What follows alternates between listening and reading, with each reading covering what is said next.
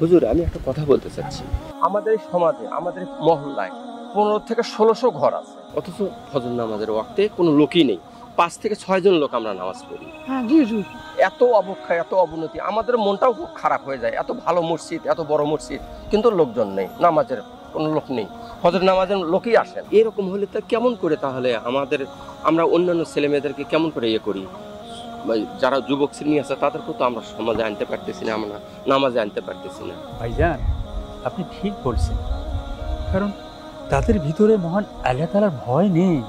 জি, এই জন্য আল্লাহ তাআলার ইবাদত থেকে বিতাড়িত হচ্ছে। যদি আল্লাহ তাআলার ভয় থাকতো তাহলে তারা মসজিদের দিকে ধাবিত হইত। তারা জানে না যে কবরের আগুন কত ভয়ঙ্কর। মহান আল্লাহ পাক তাদেরকে যেন হিদায়াত দান করে। জি, আল্লাহ তাআলা যেন তাদেরকে হিদায়াত। তা ভাইজান, ঠিক আছে, নামাজের সময় হচ্ছে তো মসজিদের দিকে যাই। জি, চলো।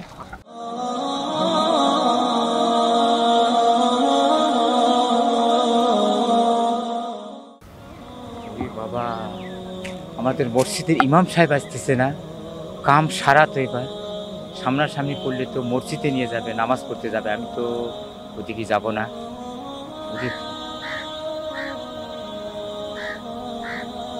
একটু লুকাই, ইমাম সাহেব একটু পার হয়ে যাবে। হুজুর, আমার মনে হয় সাগর তো আমাদের দেখে ওই দিকে গেল।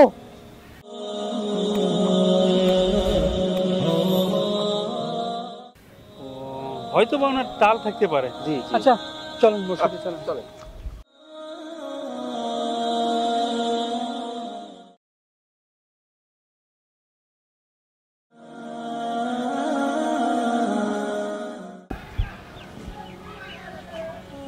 হুজুর, আসসালামু আলাইকুম। ওয়ালাইকুম আসসালাম। আরে সাবের ভাই, আপনি কোথায় যাচ্ছেন? এই একটু বাসার দিকে যাচ্ছে। ও আচ্ছা, আপনাকে তো এখন দেখা পাওয়া যায় না। তা যা হোক, আপনি কেমন আছেন? আচ্ছা, ইনশাল্লাহ ভালো আছে। আমিও মহান আল্লাহ তাআলার রহমতে ভালো আছি। আচ্ছা সাবের ভাই, আপনি তো ঠিক মতো নামাজ কালাম মনে হয় পড়েন না, মসজিদে দেখি না। আমরা যেহেতু নামাজ পড়তে যাচ্ছি, জি জি, আমাদের সাথে চলেন নামাজে। আচ্ছা, মসজিদে যে নামাজ পড়তে যাব, টুপি তো নিয়ে আসি নাই। টুপি না নিয়ে আছে তাতে কি হয়েছে? আমার কাছে টুপি আছে। হুজুরের টুপি। হুজুরের টুপি। আল্লাহর রহমানির রহিম। এই দুনিয়ায় নামাজ ছাড়া কিছুই নেই, কারণ মরণের পর প্রথম আল্লাহ পাক নামাজের হিসাব নেবেন। তা ভাইজান, ঠিক আছে, খুব খুশি হলাম। জি, সাবের ভাই আজ আমাদের সঙ্গে সঙ্গে নামাজ পড়বে। জি জি, মাশাআল্লাহ মাশাআল্লাহ। আল্লাহ ঠিক তাআলা আছে, আমাদের চলেন। হুজুর, সমস্যা সমস্যা? সাবের ভাই কি হয়েছে? পেট ব্যথা, পায়খানা। আমার মনে হচ্ছে কি, মনে হয় এখানে পায়খানা করি নাকি হুজুর, আমার পায়খানা ধরে হুজুর। মসজিদে তো পায়খানা। সাবের ভাই, মসজিদে তো বাথরুম আছে। মসজিদের যে বাথরুম আছে, সেই বাথরুমে আমার বাসার বাথরুম ছাড়া বাইরে কোনো পায়খানা হয় না। আমি ঠিকভাবে পায়খানা করতে পারি না। আমি বাসায় যাই পায়খানা করি। আমি একটু বাসায় যাই পায়খানা করে আবার আসবো। আমি হুজুর, আমি আর থাকতে পারি হুজুর, পেট বেরিয়ে হুজুর, তো আপনার টুপি রাখেন হুজুর। সাবের ভাই, দেখ চলে গেল। ভাইজান, মানুষ তো সহজে কথা শুনে না, কোনো না কোনো ওসিলা। দেখলেন মানুষের কি অবক্ষয়? হ্যাঁ, নামাজের আহ্বান করলাম, অথচ মিথ্যে কথা বলে চলে গেল। আমি তো বুঝতে পারছি। ঠিক আছে, হে আল্লাহ, আপনি এই মানুষটাকে হিদায়াত দান করবেন না। তিনি জানে না কবরের আগুন কত ভয়ানক এবং জাহান্নাম কত কষ্ট করে একটা জায়গা।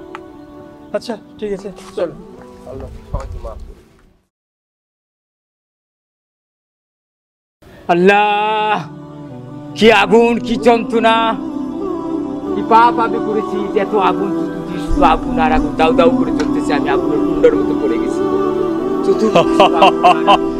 বেঈমান, এখন কষ্ট হচ্ছে তাই না? এই বেঈমান, পৃথিবীতে কি পাপ কাজ করেছো একবার তাকিয়ে দেখো। আল্লাহ, আল্লাহ আমি ক্ষমা চাই, আল্লাহ আমি মাপ চাই। আল্লাহ আমি যে পাপ, যে অন্যায়, যে ভুল করেছি এটা যাতে আর না করি। আল্লাহ আর থাকতে পারতেছি না, অসহ্য যন্ত্রণা আর থাকতে পারতেছি না। আল্লাহ তুমি আমাকে ক্ষমা করো। আল্লাহ আমি এই পাপের প্রায়শ্চিত্ত থেকে মুক্তি চাই। মহান আল্লাহ পাক তোমাকে কোনোদিনও ক্ষমা করবে না, কারণ পৃথিবীতে তুমি আল্লাহকে ধোঁকা দিয়েছো, নামাজ পড়নি, বরঞ্চ যারা নামাজ পড়ার আহ্বান করেছে তুমি তাদেরকে মিথ্যা বলেছো। এখন তোমার সঙ্গের সাথী হবে ভয়ঙ্কর জাহান্নাম।